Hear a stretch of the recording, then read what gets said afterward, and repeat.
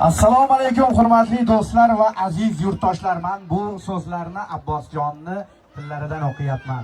Bugun bizning Koson bozor Telegram kanali faoliyatining 5 yilligini nishonlayapmiz. Shu qisqa ammo sermahzun yillar davomida Koson shahridagi 300 dan ortiq uy va yerlarning sotilishiga sababchi bo'ldik. Bundan tashqari yuzlab avtomobillarni xarid qilish va sotish jarayonlarida ham ko'maklashdik. Ammo shuning bilan chegaralanib qolmadik. Kanalimiz orqali yuzlab tadbirkorlar o'z shaxsiy bizneslarini rivojlantirish uchun reklama va marketing xizmatlaridan samarali foydalanib o'z maqsadlariga erishishga muvaffaq bo'lishdi.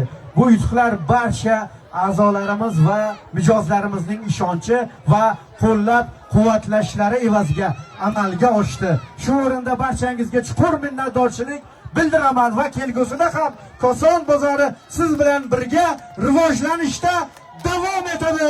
Abbosjonni qalbidagi chiroyli misralar, chiroyli niyatlar darhaqiqat ko'plab insonlarimizni uylar olishiga, vatanlik bo'lishiga ko'maklashgan aynan mana shu Messenger, ya'ni Telegram tarmog'ida.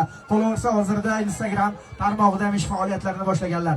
Abbosjon, sizga ham ish faoliyatingizga omadlar tilab qolamiz. Sizga ham rahmat. Hali bu yuqorida aytganimizdek Messenger ham Telegram tarmog'i va qolaversa Instagram tarmog'i